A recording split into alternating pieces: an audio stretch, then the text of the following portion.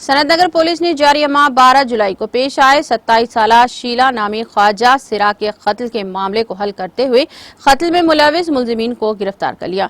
गिरफ्तार शुदगान में 24 साल हुडी सागर सिंह, 20 साल ओपरीन और 20 साल करण बिस्वाजीत और 19 साल बालंग अभिनव शामिल हैं। डीसीपी सुरेश कुमार ने सनतनगर पुलिस स्टेशन में मीडिया से बात करते हुए इस सिलसिले में तमाम तफसीलात बताई। అన్నోన్ వ్యక్తి మృతి చెంది ఉన్నారని మాకు సమాచారం వచ్చింది। దాని ప్రకారం వెంటనే మా పోలీస్ స్టాఫ్ వెళ్ళి చూడగా అక్కడ ఒక ట్రాన్స్జెండర్ బై నేమ్ షీలా, ఆవిడ ఏజ్ 27 ఇయర్స్, అక్కడ చనిపోయి రక్త గాయాలతో చనిపోయి పడి ఉండడం జరిగింది।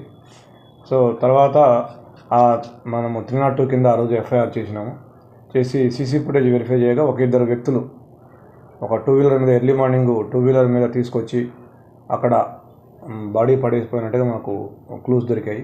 తర్వాత మేము ఆ క్లూస్ తీసుకొని మేము ఎంక్వైరీ చేసి ఇన్వెస్టిగేషన్ చేసి దీంట్లో ఒక 4 నిందితులను ఐడెంటిఫై చేయడం జరిగింది।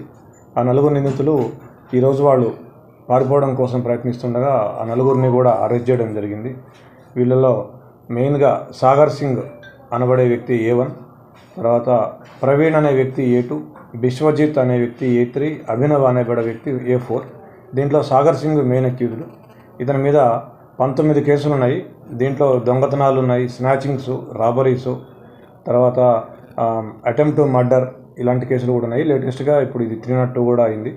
ఇతని మీద 2021లోనే పీడీ యాక్ట్ పెట్టడం జరిగింది। 1 సంవత్సరం పాటు జైల్లో కూడా ఉండొచ్చాడు। తర్వాత రౌడీ షీటు, సస్పెక్ట్ షీటు కూడా ఓపెన్ చేశాము।